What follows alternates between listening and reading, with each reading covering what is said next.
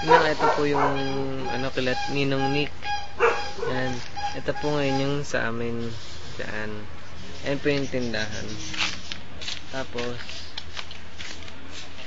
ito yung garden na ni Mama. May tubig na po pala kami, nakakalagay lang nung Webes yata. Ayan po. Sarili na rin kaming kontador ng metro ng ng tubig.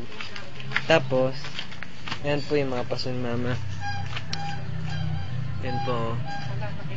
Tapos ayan, dito po ngayon yung dati po diba dito sa kusina, daanan namin sa pakusina noon yan. Yan po yan. Ayan, ikaw nga ma. Ito, si Mama na po magtutur sa inyo. Maliligo na ako. Dali. Ito yung dating tagiliran namin na pagitan namin nila paring Nick. Pinasemento ko at pinalagyan ng bakal kasi gusto ni Joel yan. Tapos basta ang nagastos lahat sa bahay, yung kusina na yung tagiliran sa kwarto ko, 77,777 point something. Minus 20,000 yun ang kay Michelle, yung 20,000. The rest yun, inatira nun, pera ni Joel. Yun. Ayan. Tulong niya sa amin. Ito yung garden ko ha. Nakita mo yung garden ko. Ayun yung gripo.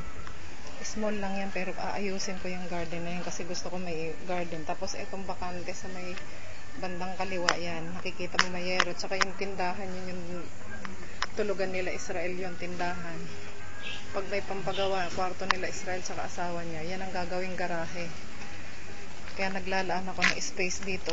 Garden. Ito yung kanila. Ito si Bambi, aso nila Nelmer. Ayan.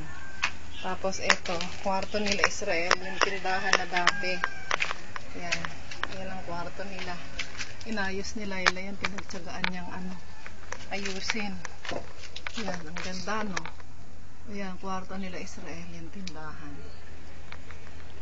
Ayan. Ayan.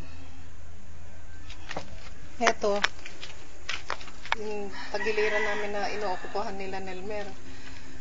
Dati naming tanggapan ng bisita to. Na nga to, inaanay na, oo. Kasi itong gilid, kubeta pa namin dati, pero ko ng sariling kubeta pa sa loob. Kasi tingnan mo, ang gulo-gulo. Ang dumi dito sa kanila. Ewan ko ba? Ewan ko. Yan. Yung sa kubeta, El, na mo na? El. Yung sa banyo natin at kubeta. Kaya mo. Pakita mo muna yung kwarto ko. Yan po Ninang.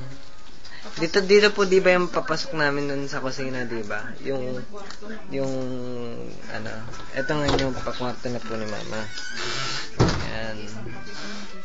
Yan na po, may kisame na rin siya. Si Uncle Pat po kisame. Tapos si Kuya Roger po yung gumawa ng... Yung bakal dito sa namin, si Uncle Pat kamo, yung trashes yung... Yan po.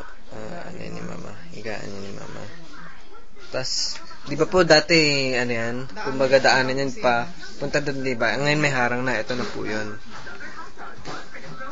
Yan po yun sa TV namin, sa computer. Tapos, yan po si Mama, tingnan niyo po yung, yan, ang taba-taba na. Hindi Sabi nga, ang taba mo daw eh. Oo nga eh. Yan po yung mga package niya na, yan dito po, di ba? Labasan po yan dati, dito ang di ba? Yan na po yun. Yan, dyan na po yun. Ito po yung kinaninong Nick. Yan po, sa bantabi yan. Tapos, ito na po yung kala namin. Ayaw pa rin ni Mama ng gusto po niya talaga ng mga dimitya talaga. Tapos, ayan na po yung namin.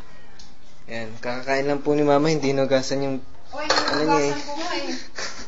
Tapos yan po. Inugasan ko muna yung malunggay. Tapos, ayan. Tapos ito po yung sa CR, ito po yung banyo namin na pasok mo. Liguan. Ito po yung sa CR na ihian tsaka Pwede magsabay maligo. Tapos ayan po, sinanay po yung ng ganyan yung ano ba tawag dito man sa bubong niya. Plastic na yero para plastic na yero para kahit hindi po bukas ang ilaw kapag katanghali mo liwanag. Ayan po. Ito po yung banyo namin. Lagay ng sabon tsaka Si Kuya Roger po Kasi nag-ano. sa CR din nila nanay, di ba may plastic dun sa ano, Yes. sa may banyo nila. Yan. Ayan, pasok mo dun sa ano. Yan. Medyo okay. Dito po yung pinaghanapan nila tito tsaka ni ate. Yan. Pero mas marami yung yung distribution ko. 77 point something, minus 20,000 kay Michelle. Yung natira nun, kay Joel na. Hindi nalabas na ng 57.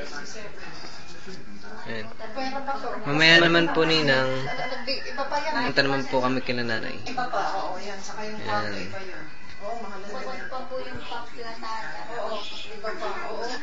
Mababayin ka natin ninang. Bye-bye. Doble-doble. Ito, yung sa... Ayan, nakita niya na. Ito yung sa kabila.